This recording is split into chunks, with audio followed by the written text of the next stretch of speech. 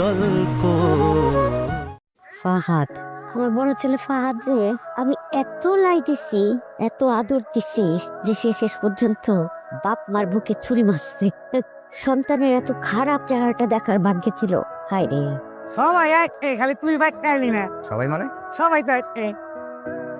কিরে আইলি না কিনলে কথা কথা না। জ্যোতি, এটা শেষ করে তাড়াতাড়ি কাকি ঘরে যাও। কোনো রকম কিন্তু কোনো ভুল টুক করো না, ঠিক আছে? এভাবে বলতেছো কেন? আমি বুক এইভাবে কম না কিনলে হেরা হলে পরে মনে হয় আমার আব্বা মা আসছে।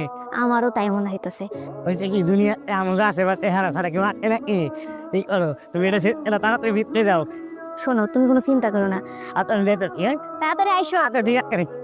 আবুল, তুমি তো আমার কোনো কথাই বিশ্বাস করো না। সেদিনকে কইলাম কাকা কাকি আইছে, কাকা কাকি এরকম হুটহাট করে কোনোদিন আসে না। আর আপনি যেমনি করেছেন নগদ মরেছে মিথ্যা কথা।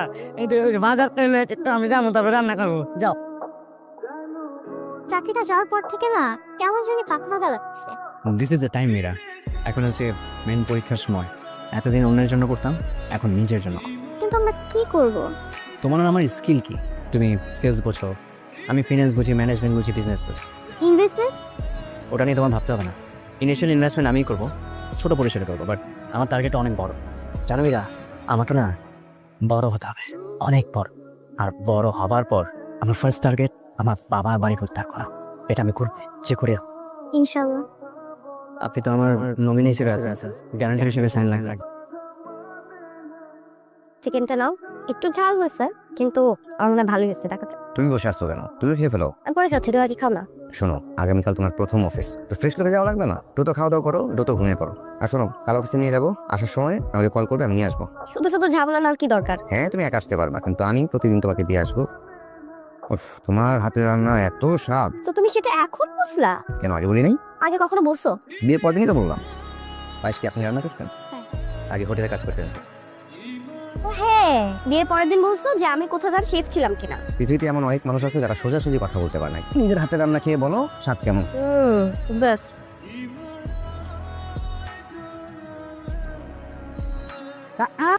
আপনার আমার এক প্লেট পানি দিয়ে একটা প্লেট বারান্দা মুখটা দিয়ে রাখবেন। আপনারা কি দাঁত ব্রাশ করতেছেন?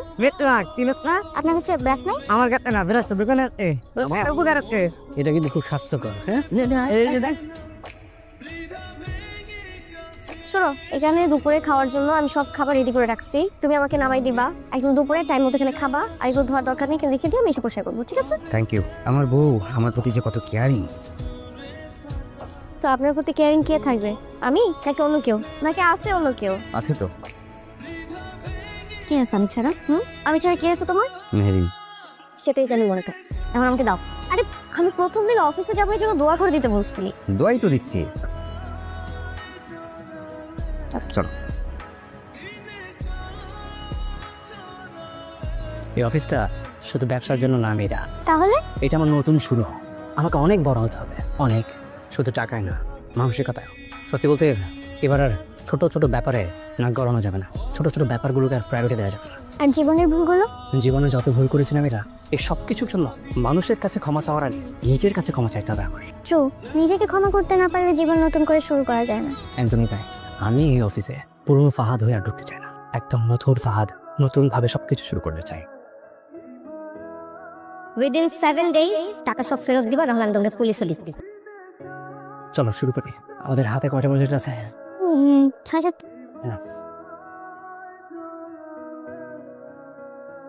আসো, এই যে এদিকে আসেন। জি স্যার, বলুন। আজ অফিসের প্রথম দিন। যদি কোনো কারণে মন খারাপ হয় তাহলে মনে রাখবেন, আপনার এমন একজন আছেন যার কাছে আপনার হাসিটা তার জীবনের সবচেয়ে বড় অর্জন। আপনি জানেন না, এই মানুষটাই আমার জীবনের সবচেয়ে বড় অর্জন। এই হাসিটা নিয়ে বাসায় ফিরবেন।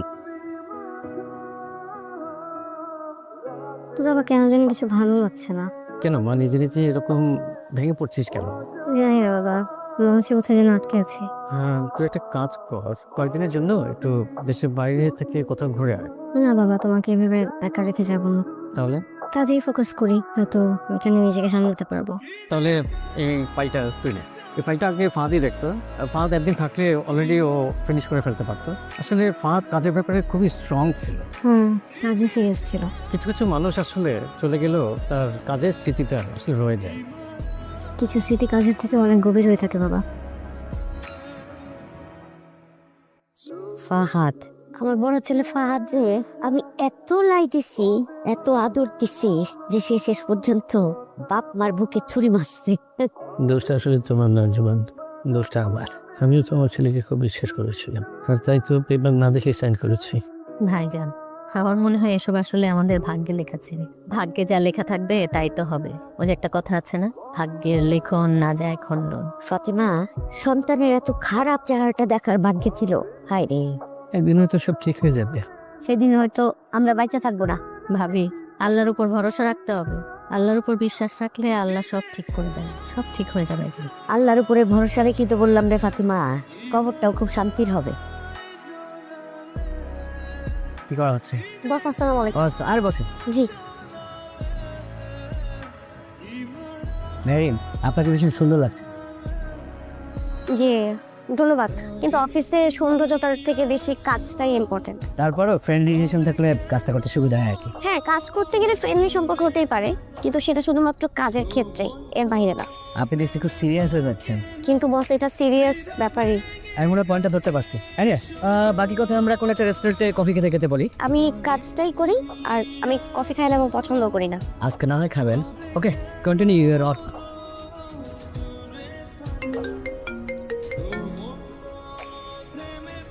হ্যালো, হ্যালো, কিরে কে?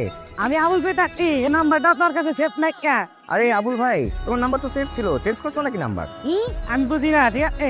আচ্ছা ঠিক আছে, ভুল হয়ে গেছে। তুমি আছো কেমন? সবাই এক, খালি তুই বাইক আইলি না, সবাই মানে? সবাই তো এক। কিরে আইলি না কিনলে কথা কথা না?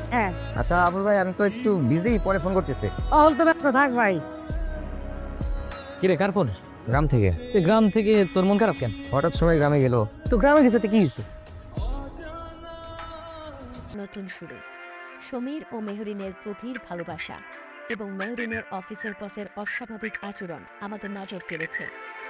অন্যদিকে ফাহাদের মা বাবার গ্রামে চলে আসা এবং অতীতের কষ্টের স্মৃতিগুলো আমাদের আবেগ প্রবণ করেছে। আবুল ভাইয়ের হঠাৎ ফোন কল সমীর ও ফাহাদের জীবনে নতুন এক অস্থিরতা তৈরি করেছে। এখন আসি আগামী ৪১তম পর্বের সবচেয়ে বড় ধামাকার কথায়, যে টুইস্ট আপনাকে পুরোপুরি চমকে দেবে। আপনি কল্পনাও করতে পারবেন না যে নাটকের কাহিনী কোন দিকে মন নিতে পারে। ফাহাদ কি শেষ পর্যন্ত তার বাবার বাড়ি ফিরে পাওয়ার লক্ষ্যে প্রথম পদক্ষেপ নেবে, নাকি সমীর এবং মেহরিনের সম্পর্কের মধ্যে কোনো নতুন ঝড় আসবে? গ্রামের নির্বাচনে চাচার প্রতিদ্বন্দ্বিতা নাটকের মোড় ঘুরিয়ে দিতে পারে। কি হবে তা জানতে হলে আপনাকে ৪১তম পর্বের প্রতিটা সেকেন্ড মনোযোগ দিয়ে দেখতে হবে। কি সত্যিই তার ভুলগুলো শুধরে নিয়ে নতুনভাবে জীবন শুরু করতে পারবে, নাকি পতিতের ছায়া তাকে আবারও ভুল পথে চালিত করবে? আপনি কি মনে করেন? আপনার মূল্যবান মতামত আমাদের কমেন্ট করে জানান। আর হ্যাঁ, আপনি কোন জেলা থেকে এই ভিডিওটি দেখছেন তা কমেন্ট করে জানাতে ভুলবেন না। নাটকটিতে সম্পর্কের টানাপোড়েন এক গুরুত্বপূর্ণ দিক। ফাহাদ এবং তার মা বাবার মধ্যে দীর্ঘদিন ধরে চলা মনোমালিন্য এবং বিশ্বাসঘাতকতার বেদনাদায়ক স্মৃতিগুলো আগামী পর্বেও তাদের সম্পর্কের উপর প্রভাব ফেলবে। অন্যদিকে সমীর এবং মেহরিনের সুন্দর সম্পর্কের মাঝে নতুন কোনো বাধা আসবে কিনা তা নিয়ে দর্শক মনে রয়েছে সংশয়। সম্ভাব্য ষড়যন্ত্রের আশঙ্কাও উড়িয়ে দেওয়া ছাড়া ফাহাদের বাবার বাড়ি ফিরে পাওয়ার লক্ষ্যে যে পদক্ষেপ সে নেবে তাতে তাকে হয়তো কোনো আমাদের গল্প